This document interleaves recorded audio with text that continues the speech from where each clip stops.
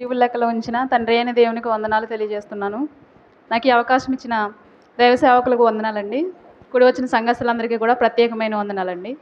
ఈ దినం మట్టలాదివారం ప్రాముఖ్యతను గురించి పాస్టర్ గారు తెలియజేస్తారని అనుకుంటున్నాను. నేను దానికన్నా ముందుగా ఒక అంశాన్ని నేను మీతో మాట్లాడాలనుకుంటున్నాను. మనం అనేక సార్లు విన్న వాక్యమే మరొకసారి రివైజ్ చేసుకుందాం. ఒకసారి యోనా గ్రంథం తీయండి అందరూ. యోనా గ్రంథము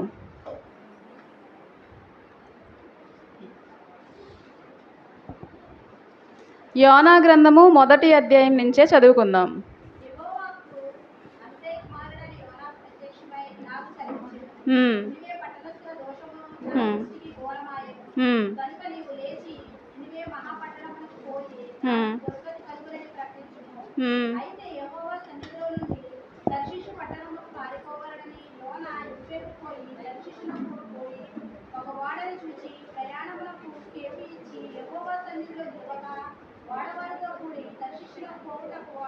చాలండి. ఒకసారి యోనా గురించి మీలో ఎంతమంది ఉన్నారండి? ఎప్పుడైనా యోనా గురించి విన్నారా? విన్నారు కదా, అందరూ వినే ఉంటారు. ఈ వాక్యాన్ని మనం ఒకసారి ధ్యానించుకుందాం. ఏంటంటే మనం అనేక సార్లు ఎన్నో అనుకుంటూ ఉంటాం. మనం అనుకునే కొన్నిసార్లు జరుగుతాయి, కొన్నిసార్లు జరగవు. కానీ దేవుడు అనుకుంటే ఖచ్చితంగా జరుగుతాయి. మన దృష్టిలో మన చిత్తం అనేది ఒకసారి నెరవేరచ్చు, నెరవేరకపోవచ్చు. కానీ దేవుని చిత్తం ఖచ్చితంగా నెరవేరి తీరుతుందనమాట. మన చిత్తము దేవుని చిత్తము వ్యతిరేకంగా ఉన్నప్పుడు మన చిత్తం నెరవేరదు, కానీ దేవుని చిత్తం మాత్రం నెరవేరుతుంది. అదే మన చిత్తం దేవుని చిత్తానికి అనుకూలమైనప్పుడు మన చిత్తం కూడా నెరవేరుతుందనమాట. ఆయన చిత్తానుసారంగా మనం ఉన్నప్పుడు మన చిత్తం నెరవేరుతుంది. ఇక్కడ దేవుని చిత్తానికి మనిషి చిత్తానికి ఒక వ్యతిరేకత వచ్చింది. చిత్తం అంటే ఏంటి? ఇష్టం అని కదా. మన ఇష్టము దేవుని ఇష్టము. ఇక్కడ మనిషికి ఒక ఇష్టం ఉంది, దేవునికి ఒక ఇష్టం ఉంది. దేవుడు ఏం చెప్తున్నాడంటే, అమిత్తయి కుమారుడైన యోనా అనే ఆయనకి దేవుడు ఏం చెప్పాడంటే, నినివే పట్టణస్థుల దోషము నా దృష్టికి ఘోరమాయను గనుక నీవు లేచి నినివే మహాపట్టణానికి పోయి దానికి దుర్గతి కలుగునని ప్రకటింపుము. నినివే అనే పట్టణస్థులు దేవుని దృష్టికి చాలా వ్యతిరేకంగా పాపం చేసినప్పుడు ఆ పట్టణాన్ని దేవుడు నాశనం చెయ్యాలని అనుకున్నారు. అనుకునే ముందు దేవుడు ఏదైనా నాశనం చెయ్యాలనుకుంటే వెంటనే నాశనం చేశారు. ముందు హెచ్చరికను పంపిస్తాడు. ఆ హెచ్చరికను విని మనం సరిచేసుకున్నాం అనుకో, మనం పశ్చాత్తాపడ్డాం అనుకో, దేవుడు ఆ శిక్ష నుంచి మనల్ని తప్పిస్తాడు. అలాగే నినివే పట్టణస్థులకు కూడా ఆ పట్టణానికి దుర్గతి పట్టింది అని చెప్పి ప్రకటించు అని యోనాతో దేవుడు చెప్పాడు. యోనా దేవుడు చెప్పిన మాట వినాలి కదా. వినకుండా ఏం చేశాడంట, తర్షీషుకు పోవాలని యొప్పేకు పోయి తర్షీషుకు వెళ్ళే వాడెక్కాడంట. ఇక్కడ దేవుని చిత్తం ఒకలా ఉంది, యోనా చిత్తం వేరేలా ఉంది. దేవుడేమో నినివే పట్టణానికి వెళ్ళి ప్రకటించమంటే యోనా ఏం చేశాడు, తర్షీషుకి పారిపోతున్నాడు. అప్పుడు ఏం జరిగిందో ఒకసారి చూద్దాం. అయితే యెహోవా సముద్రము మీద పెద్ద గాలి పుట్టింపగా సముద్రమందు గొప్ప తుఫాను రేగి వాడ బద్దలైపోగతి వచ్చెను. కాబట్టి నావికులు భయపడి ప్రతివాడును తన తన దేవతను ప్రార్థించి వాడ చులకన చేయుటకై అందులోని సరుకులను సముద్రంలో పారవేసిరి. అప్పటికి యోనా వాడ దిగువ భాగమునకు పోయి పండుకొని గాఢ నిద్రపోయి ఉండెను. అప్పుడు వాడ నాయకుడు అతని వద్దకు వచ్చి, ఓయి నిద్రపోతా, నీకేమి వచ్చింది? లేచి నీ దేవుని ప్రార్థించుము, మనము చావకుండా ఆ దేవుడు మన యందు కనికరించునేమో అనెను. ఇక్కడ యోనా పారిపోవడానికి వాడెక్కినప్పుడు సముద్రం మీదకి గొప్ప తుఫాను రేగిందంట. ఎవరి కోసం అది గొప్ప తుఫాను సముద్రం మీద అంటే యోనా కోసం. యోనా దేవుని చిత్తానికి వ్యతిరేకంగా పారిపోతూ ఉన్నప్పుడు సముద్రంలో దేవుడు గొప్ప తుఫానును రప్పించాడు. మనము వర్షం కురిపించగలమా? మనంతట మనం వర్షం కురిపించగలమా? కురిపించలేము.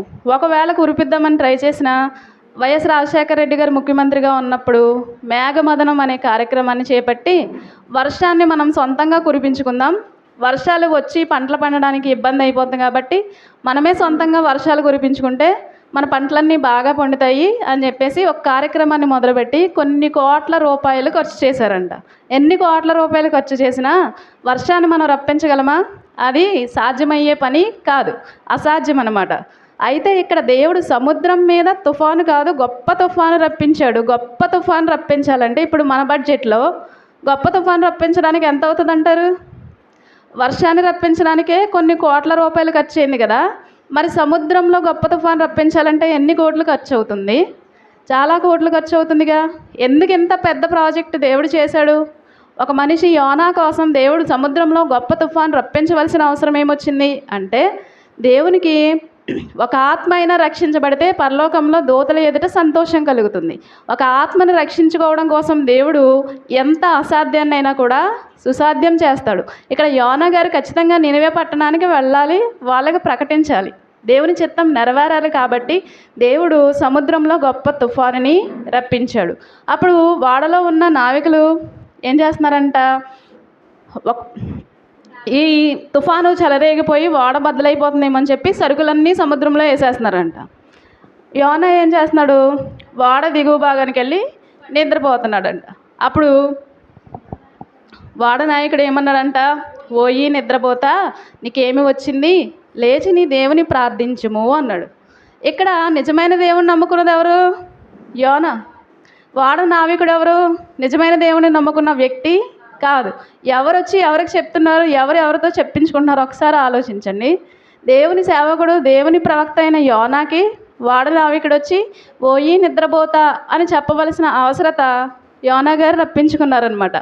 ఇలా ఎన్నోసార్లు మన కార్యక్రమాలు కూడా ఇలాగే ఉంటాయి. మనము పైకి భక్తి పరులు మనం చెప్పుకుంటూ దాని శక్తిని ఆశ్రయించని వారుగా ఉంటామన్నమాట. అంటే పైకి మేము దేవుని నమ్ముకున్నాం, మేము క్రైస్తవులం, మేము క్రీస్తుని పోలు నడుచుకుంటున్నామని ఎన్నోసార్లు మనం చెప్పుకుంటాం, కానీ మనం చేసే పనులు అయితే పూర్తి దేవునికి వ్యతిరేకంగా ఉంటాయి. అప్పుడు లోకస్తులు ఏమంటారు, లోకస్తులు మనల్ని వేలు పెట్టి చూపించే పరిస్థితిని మన క్రియల ద్వారా మనము తెచ్చుకుంటాం అన్నమాట. అలాంటి పరిస్థితుల్లో యోనా గారు పోయి నిద్రపోతారు. సముద్రంలో అంత పెద్ద తుఫాను వచ్చినప్పుడు ప్రతి ఒక్కరు వాళ్ళ వాళ్ళ దేవతలను ప్రార్థించుకుంటున్నప్పుడు యోనా గారు ఏం చేయాలి? యోనా గారు కూడా ప్రార్థన చేయాలి. ప్రార్థన చేయడం మానేసి ఏం చేశారు, భయం లేకుండా అడుగు భాగానికి వెళ్ళి నిద్రపోతున్నారంట. అంత నిర్లక్ష్యంగా ఉన్నప్పుడు వాడ నావికుడితోటి నిద్రపోతా అని అనిపించుకున్నారు. ఇలా ఎన్నోసార్లు మనం దేవుడు అంటే లెక్క లేకుండా ఉన్నప్పుడు, మన ఇష్టానుసారంగా జీవిస్తూ ఉన్నప్పుడు, ఏమీ అర్హత లేని వారు కూడా మనల్ని వేలెత్తి చూపించేలాగా మనము ఉంటామన్నమాట. తర్వాత ఏం జరిగిందంటే, అంతలో వాడవారు ఎవరిని బట్టి ఇంత కీడు మనకు సంభవించినది తెలియుటకై మనము చీట్లు వేతము రండని ఒకరితో ఒకరు చెప్పుకొని చీట్లు వేయగా చీటి యోనా మీదకి వచ్చెను. కాబట్టి వారు అతని చూచి ఎవరిని బట్టి ఈ కీడు మాకు సంభవించెను, నీ వ్యాపారం ఏమిటో, నీవెక్కడి నుండి వచ్చితివో, నీ దేశమేదో, నీ జనమేదో, ఈ సంగతి అంతయు మాకు తెలియజేయమనగా అతడు వారితో ఇట్లా నేను హెబ్రియుడును, సముద్రమునకును భూమికిని సృష్టికర్త అయిన ఆకాశమందుడు దేవుడయ్యున్న యెహోవా యందు నేను భయభక్తులు గలవాడనే ఉన్నాను. చాలండి. ఇక్కడ వాళ్ళందరూ ఈ తుఫాను ఎవరిని బట్టి వచ్చింది, ఇంత గొప్ప తుఫాను ఎవరిని బట్టి వచ్చిందని చీట్లు వేశారంట. చీట్లు వేసినప్పుడు యోనా గారి మీద చీటీ వచ్చింది.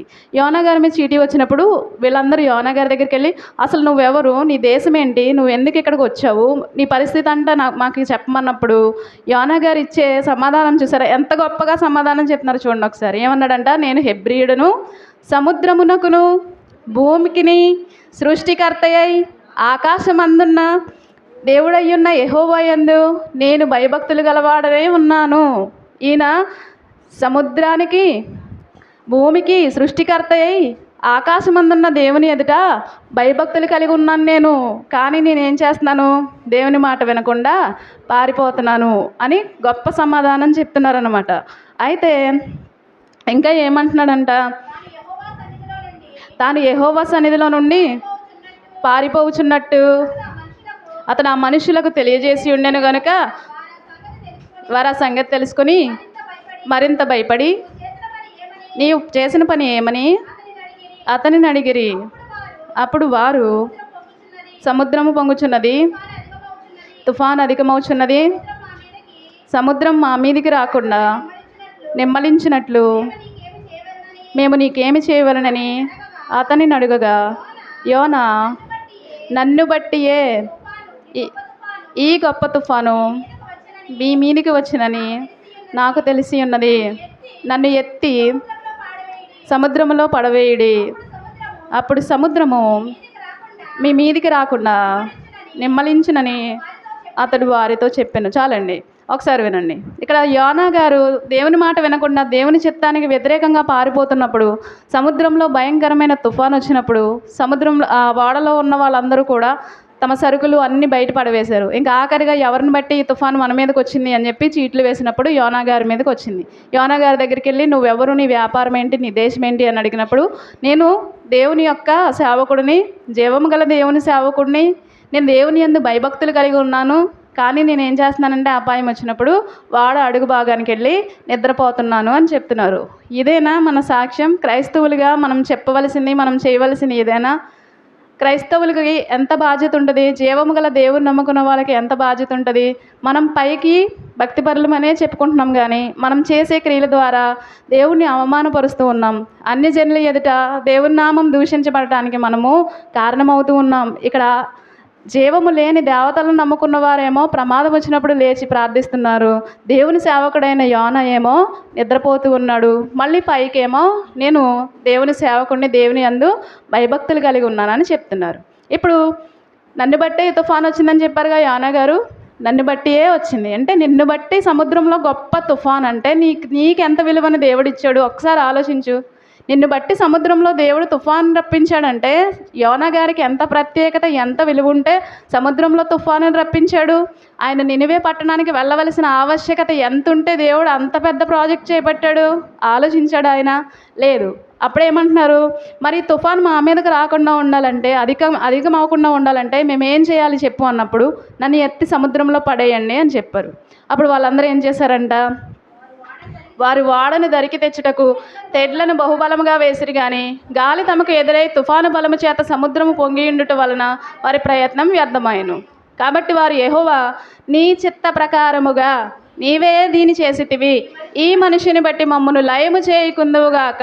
ఇక్కడ అన్యజనులు అంటున్నారు, నీ చిత్త ప్రకారముగా నీవే దీన్ని చేసితివి కనుక ఈ కీడు మా మీదకి రాకుండా చేయమని దేవునికి భయపడి దేవుని క్షమాపణ అడుక్కొని దేవుని సేవకుని అప్పుడు సముద్రంలో వేశారు. ఇక్కడ అన్యజనులు ఏమంటున్నారు, నీ చిత్తమే అని అంటున్నారు, దేవుని చిత్తం అంటున్నారు. యోనా గారు ఏమంటున్నారు, నా చిత్తమే, నేను దేవుని మాట వినను, నేను పారిపోతాను, ఆయన ఏం చెప్పాడో ఆయన చెప్పింది నేను చేయను, కానీ నేను దేవుని యందు భయభక్తులు కలిగి ఉన్నాను అని చెప్పుకుంటున్నారు అనమాట. ఇక్కడ అన్యజనులు నీ చిత్త ప్రకారమే నీవే దీన్ని చేసేదివని చెప్పి దేవునికి భయపడి దేవుని సేవకుడిని సముద్రంలో పడవేస్తే ఆ కీడేమన్నా మా మీదకి వస్తుందేమో అని చెప్పి దేవుని సేవకుడిని సముద్రంలో వేసేసి ఈ కీడు మా మీదకి చెయ్యొద్దని చెప్పి దేవుని దగ్గర క్షమాపణ వేడుకున్నారు. యోనాను ఎత్తి సముద్రంలో పడవేయగానే సముద్రం పొంగకుండా ఆగింది. చూసారా, యోనాను వేసేటప్పటికి అప్పటి వరకు ఉన్న తుఫాను అంతా కూడా ఆగిపోయింది. మరి ఎవరి కోసం వచ్చింది ఆ తుఫాను? యోనా గారి కోసమే కదా. యోనా గారిని సముద్రంలో వేసేసరికి తుఫాను మొత్తం కూడా ఆగిపోయింది. ఆగిపోయినప్పుడు ఏమనుకుంటాం మనం, యోనా గారు సముద్రంలో పడిపోయారు, ఇంకా యోనా గారు చనిపోయారు అని అనుకుంటాం కదా. కానీ దేవుడు ఏం చేశాడో చూడండి, ఇది వింతలకే వింత, ఇది గొప్ప వింత. మనం అనుకుంటాం చూసారా, ప్రపంచంలో 7 వింతలు ఉన్నాయి అనుకుంటాం కదా, వాటికన్నా గొప్ప వింత ఏం జరిగిందో చూద్దామా. ఇది చూడగా ఆ మనుషులు యెహోవాకు మిగుల భయపడి ఆయనకు బలి అర్పించి మొక్కుబళ్ళు చేసిరి. గొప్ప మత్స్యము ఒకటి యోనాను మృంగవలనని యెహోవా నియమించి ఉండగా యోనా 3 దినములు ఆ మత్స్యము యొక్క కడుపులో ఉండెను. చూసారా, ఇది గొప్ప ఆశ్చర్యకరమైన వింత. యోనాని సముద్రంలో వేసేసరికి ఒక మత్స్యము యోనాను మింగాలని దేవుడు నియమించాడంట. మత్స్యము యోనాను అలా సముద్రంలో వేశారు, వచ్చి ఆయన్ని క్యాచ్ చేసుకుందనమాట. ఇక్కడ దేవుని సేవకుడైన యోనా నా చిత్తం అన్నాడు, కానీ ఒక తెలివితేటలు లేని, జ్ఞానం లేని ఒక మత్స్యం ఏం చేసింది, నీ చిత్తమే అంది. నీ చిత్తం నెరవేర్చడానికి నేను వచ్చానంది. యోనాని నినివే వెళ్ళమంటే తర్షీషుకు వెళ్దామని పారిపోయాడు. మత్స్యాన్ని యోనాని మింగమని పంపించినప్పుడు దేవా నీ చిత్తమే అని చెప్పి యోనాని మింగడానికి వెళ్ళింది. యోనానే మింగింది. వాళ్ళు ఎన్నో వస్తువుల్ని ఓడలో నుంచి పాడవేశారు కదా, ఆ వస్తువుల్ని తను మింగలేదు. యోనా ఎప్పుడైతే బయటకు వచ్చారో యోనాను మింగిందనమాట. ఒక ప్రాణం లేని ఒక జ్ఞానం లేని ఒక మూగజీవి దేవుని చిత్తాన్ని, దేవుని మాటను వింది. ఒక ప్రాణం ఉన్న దేవుని సేవకుడు దేవుని మాటలు వినకుండా ఆయన చిత్తానికి వ్యతిరేకంగా ప్రయాణిస్తూ ఉన్నాడు. ఎన్ని చేసినా కానీ ఆఖరికి నెరవేరేది ఎవరి చిత్తం? దేవుని చిత్తమే. మనం ఆయన దృష్టి నుంచి పారిపోవాలని, తప్పించుకోవాలని ఎక్కడికి వెళ్ళినా ఆయన నేత్రాలు భూలోకమంతటా సంచారం చేస్తూ ఉన్నాయి. నువ్వు ఆకాశానికి ఎక్కుతావా? అక్కడ ఆయన లేడా? నువ్వు పాతాళంలో వెళ్ళి దాక్కుంటావా? అది ఆయనకు కనిపించదా? నువ్వు సముద్రంలోకి వెళ్ళి దాక్కుంటావా? ఆ చేసింది ఎవరు సముద్రాన్ని? అదే ఆయనే కదా. ఆయన దృష్టి నుంచి మనం ఎక్కడికి పారిపోతాం? ఎక్కడికి పారిపోలేం. నువ్వు ఎంత అగాధంలో ఉన్నా కానీ ఆయనకి కనిపిస్తూనే ఉంటావు. ఇప్పుడు యోనా గారు దేవుని చిత్తానికి వ్యతిరేకంగా పారిపోదాం అనుకుంటారు, కానీ అది ఆయన వల్ల అయ్యే పనేనా? కాదు. సముద్రం మీదకి గొప్ప తుఫానులు రప్పించడం, ఆ మత్స్యానికి దేవుడు ఆజ్ఞాపించడం, ఆ మత్స్యం కడుపులో నుంచి 3 దినములు ఆ మత్స్యం కడుపులో ఉన్నారంట. ఇక్కడ యోనాని తన కడుపులో ఉంచుకోవడానికి మత్స్యం ఎంత త్యాగం చేసిందంటే తన జీర్ణ వ్యవస్థని ఆపేసుకుంది. అవునా? దారిలో ఏదైనా ఆహారం కనిపించినప్పుడు ఆ మత్స్యం తినేసిందనుకో, ఆ ఆహారంతో పాటు యోనా గారు కూడా లోపల ఏమవుతారు? జీర్ణమైపోతారుగా. తన జీర్ణ వ్యవస్థను ఆపేసుకుందా మత్స్యం. 3 రోజులు యోనా గారికి ఏ ప్రమాదం లేకుండా తన కడుపులో భద్రంగా దాచుకుని దేవా నీ చిత్తమని ఆయన చిత్తానికి తల వంచి ఆ 3 రోజులు కూడా ప్రయాణం చేసి దేవుడు ఎక్కడైతే యోనా గారిని విడిచిపెట్టమన్నాడో అదే ప్రాంతానికి తీసుకెళ్ళి యోనాను అక్కడ కక్కేసింది. 2వ అధ్యాయం 1వ వచనం చూద్దాం. ఆ మత్స్యము కడుపులో నుండి యోనా యెహోవాను ఎలాగున ప్రార్థించెను. నేను ఉపద్రవములో ఉండి యెహోవాకు మనవి చేయగా ఆయన నాకు ప్రత్యుత్తరం ఇచ్చెను. పాతాళ గర్భంలో నుండి నేను కేకలు వేయగా నీవు నా ప్రార్థనను అంగీకరించి ఉన్నావు. నీవు నన్ను అగాధమైన సముద్ర గర్భములో పడవేసి ఉన్నావు. ప్రవాహములు నన్ను చుట్టుకొని ఉన్నవి. నీ తరంగములను నీ కురుళ్ళును నన్ను కప్పి ఉన్నవి. నీ సన్నిధిలో నుండి నేను వెలివేయబడినను నీ పరిశుద్ధాలయము తట్టు మరలా చూచెదననుకొంటిని. ప్రాణాంతము వచ్చినంతగా జలములు నన్ను చుట్టుకొని ఉన్నవి. సముద్రాగాధము నన్ను ఆవరించి ఉన్నది. సముద్రపు నాచు నా తలకు చుట్టుకొని ఉన్నది. నేను మరెన్నటికి ఎక్కి రాకుండా భూమి గడియలు వేయబడి ఉన్నవి అని ఇక్కడ చేప కడుపులో నుంచి యోనా ప్రార్థన చేసుకుంటున్నారు. ఇంతకీ యోనా గారికి తనొక మత్స్యం కడుపులో ఉన్నానని తెలియదు. దేవునికి తెలుసు, మత్స్యానికి తెలుసు, కానీ యోనా గారికి తెలియదు. యోనా గారు ఏమనుకుంటున్నారంటే సముద్రంలో పడవేశారేమో నన్నని యోనా గారు అనుకుంటున్నారు. నేను ఈ అగాధ జలాల్లో ఉన్నాను, భూమి గడియలు వేయబడి ఉన్నాయి, నేను ఇంకెప్పుడు బయటికి రానేమో అని యోనా గారు అనుకుంటున్నారు. కానీ దేవుడు తన చిత్త ప్రకారం ఒక మత్స్యాన్ని పంపి ఆయన్ని ఎక్కడికైతే పంపించాలనుకున్నారో అక్కడికే పంపించే ఏర్పాటులో ఉన్నారు. మనం ఏదైనా విదేశాలకు వెళ్ళినప్పుడు లేదా విదేశాల నుంచి మన వాళ్ళు వచ్చినప్పుడు మనం ఎయిర్పోర్ట్కి వెళ్ళి మనం రిసీవ్ చేసుకుంటాం కదా, అలా యోనా గారిని రిసీవ్ చేసుకుంది ఎవరు? గొప్ప మత్స్యం. యోనా గారు వచ్చేసరికి రెడీగా ఉంది, రిసీవ్ చేసుకుంది, చక్కగా మర్యాదగా తీసుకువెళ్తుంది. ఎక్కడికి? నినివే పట్టణానికి తీసుకువెళ్తుంది. దానికోసం తన జీర్ణ వ్యవస్థను ఆపుకుంది. ఏ ఆహారాన్ని కూడా తను తినలేదనమాట. ఆయనకు అవసరమైన లోపల ఆయనకు ఆక్సిజన్ కావాలి, ఆయనకి వేడిమి కావాలి, ఆ పరిస్థితులన్నీ కూడా ఆయనకు కల్పించి భద్రంగా తీసుకుని వెళ్తూ ఉంది. దేవుడు ఎక్కడికి వెళ్ళమన్నాడో అక్కడికే వెళ్ళింది. ఇక్కడ 10వ వచనం, అంతలో యెహోవా మత్స్యమునకు ఆజ్ఞ ఇయ్యగా అది యోనాను నేల మీద కక్కివేసెను. దేవుడు మత్స్యానికి ఆజ్ఞాపించినప్పుడు దేవుడు ఎక్కడికైతే తీసుకెళ్ళమన్నాడో అక్కడికే తీసుకెళ్ళి యోనాని కక్కివేసింది.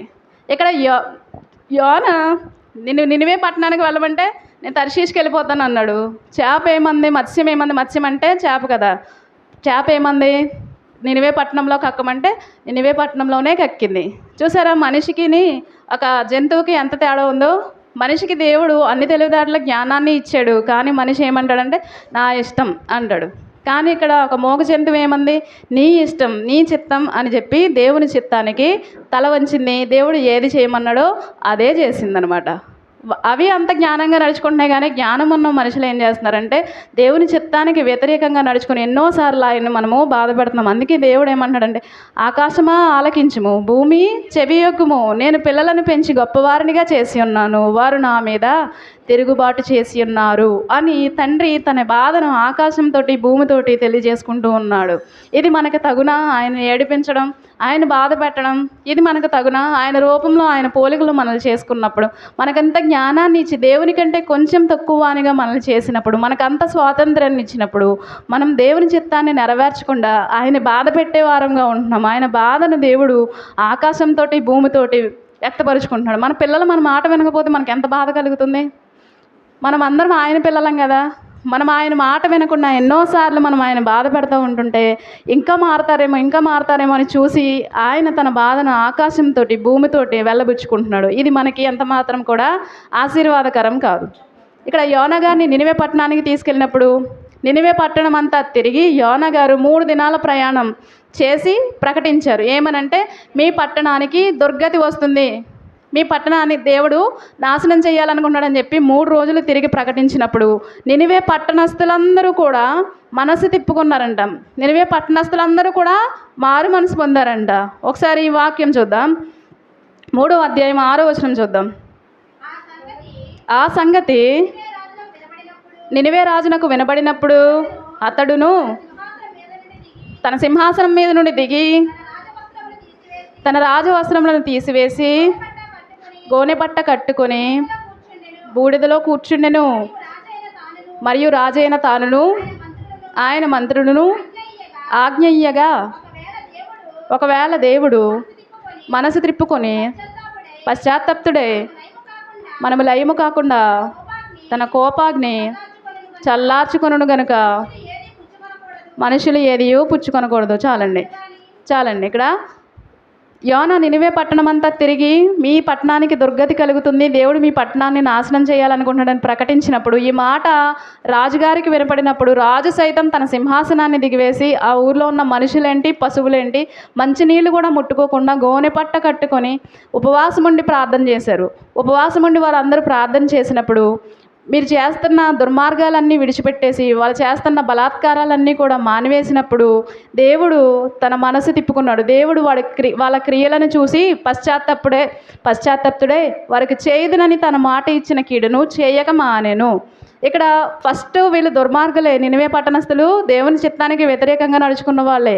కానీ ఎప్పుడైతే యోనా గారి ప్రకటన విన్నారో రాజు మొదలుకొని పశువుల వరకు కూడా ఉపవాసం ఉండి ప్రార్థన చేసినప్పుడు వాళ్ళ క్రియలను వాళ్ళు చక్కదిద్దుకున్నప్పుడు దేవుడు ఏదైతే కీడు వాళ్ళకి చేస్తానన్నాడో ఆ కీడు చేయకుండా దేవుడు మానివేశాడు. ఈ విషయం యోనా గారికి తెలియదు. యోనా గారి పని ఎంతవరకు అంటే ప్రకటించమన్నాడు, ప్రకటించాడు, అయిపోయింది నా పని అనుకుంటున్నాడు. ఇక్కడ తర్వాత ఏం జరిగింది? నినివే పట్టణస్థులు ఎలా మారు మనసు పొందారు? దేవుడు వాళ్ళకి ఏం చేస్తానన్నాడు, కీడు చేయడం ఎందుకు మానేశాడు అనే విషయం యోనా గారికి తెలియదు. యోనా గారు దీన్ని చూచి 4వ అధ్యాయం ఫస్ట్ నుంచి దీన్ని చూచి బహు చింతాక్రాంతుడై కోపగించుకొని, యెహోవా నేను నా దేశమందుండగా ఇట్లు జరుగుదునని నేను అనుకుంటుని కదా, అందువలననే నీవు కటాక్షమును జాలియును బహుశాంతమును అత్యంత కృపయు గల దేవుడివైయుండి పశ్చాత్తాపపడి కీడు చేయక మారదు అని నేను తెలుసుకొని దానికి ముందుగానే తర్షీషుకు పారిపోతుని. ఏమంటున్నారు ఇక్కడ యోనా గారు? నాకు తెలుసు నువ్వు నాశనం చేయవు, నువ్వు జాలిగల దేవుడు కదా, నువ్వు అత్యంత కృపగల దేవుడు కదా, నువ్వు ఎందుకు నాశనం చేస్తావు, నువ్వు చెయ్యవు, నాకు ముందే తెలుసు, అందుకనే కదా నేను పారిపోయాను. అయినా మళ్ళీ నన్ను తీసుకొచ్చావు ఈ ఊరు, మళ్ళీ తీసుకొచ్చావు, ఇప్పుడు వాళ్ళందరికీ ప్రకటించమన్నావు, ప్రకటించాను. ఇప్పుడు నన్ను ఏమనుకుంటారు వీళ్ళందరూ? నేను అబద్ధికుడిని అనుకుంటారు కదా, అందుకే కదా నేను ముందే పారిపోయానని దేవుడితో అలుగుతున్నాడు, దేవుడి మీద అలుగుతున్నాడు అనమాట కదా. దేవుడి మీద అలుగుతున్నాడు. నువ్వు జాలిగల దేవుడు అని నాకు తెలుసు, నువ్వు తప్పిస్తావని కూడా నాకు తెలుసు, అందుకే నేను పారిపోయాను, అయినా నువ్వు మళ్ళీ నన్ను తీసుకొచ్చావు, నన్ను ఎందుకు తీసుకొచ్చావు అని పిల్లలు తల్లిదండ్రుల మీద ఎలాగ అలుగుతారు కదా, అలాగా మారాన్ చేస్తున్నాడు అనమాట దేవుని దగ్గర. నేను ఇక బతకుడి కంటే చచ్చుట మేలు, యెహోవా నన్ను ఇక బతకనీయక చంపుమని యెహోవాకు మనవి చేసెను, మరి ఇంకెందుకు, ఇంకా నేను బతకడం ఎందుకు, నువ్వేం చెప్పమన్నావు, నువ్వేం చేసావు? నాశనం చేస్తానన్నావు కదా, నువ్వు నాశనం చేయలేదు. నువ్వు ఇలా చేస్తావని నాకు ముందే తెలుసు, అందుకే నేను పారిపోయాను, మరి ఇంకా నేను బతకడం ఎందుకు అని దేవుడిని అడుగుతుంటే దేవుడు ఏమన్నాడంట? అందుకు యెహోవా, నీవు కోపించుట న్యాయమా అని అడిగాను.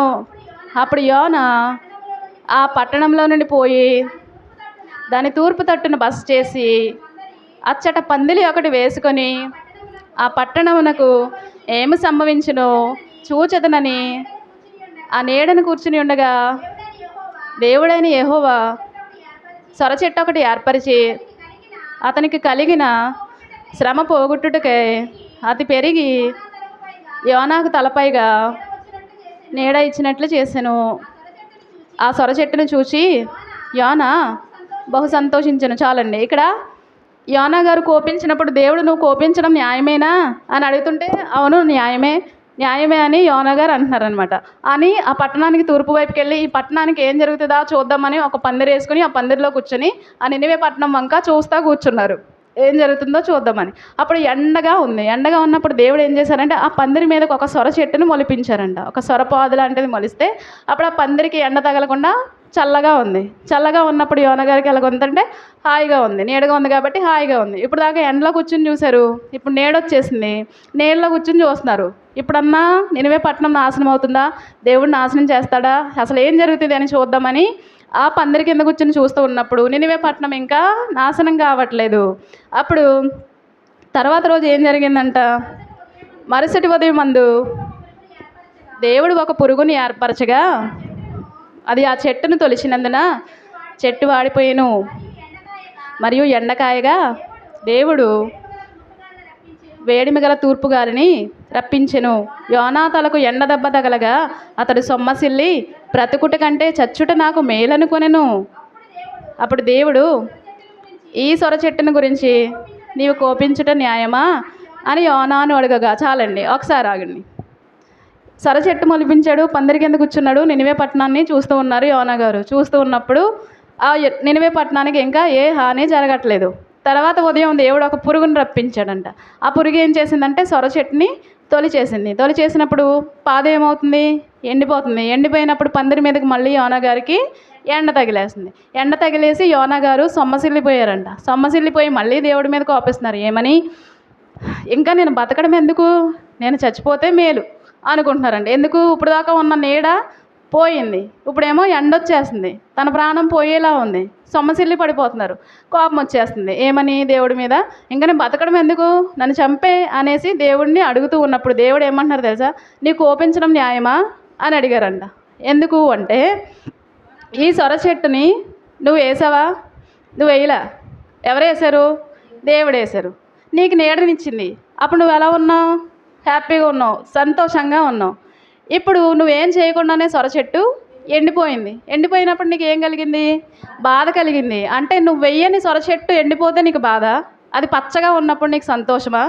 మరి నువ్వు వేయకుండా మొలిసిన సొర చెట్టు వాడిపోతే నీకు అంత బాధ కలిగినప్పుడు ఈ ప్రజలు 120,000 కంటే ఎక్కువై కుడి ఎడమలు ఎరగని జనమును బహు పశువులను గల నినివే మహాపురము విషయంలో నేను విచారపడవద్దా అని దేవుడు యోనా గారిని అడుగుతున్నాడు. అంటే నువ్వు వెయ్యకుండా మొలిసిన ఒక పాది గురించి నువ్వు ఎంత బాధపడిపోతే కుడి ఎడమలు తెలియని ఈ 120,000 కంటే ఎక్కువైన జనం గురించి మరి నేను పశ్చాత్తాపడాలి కదా.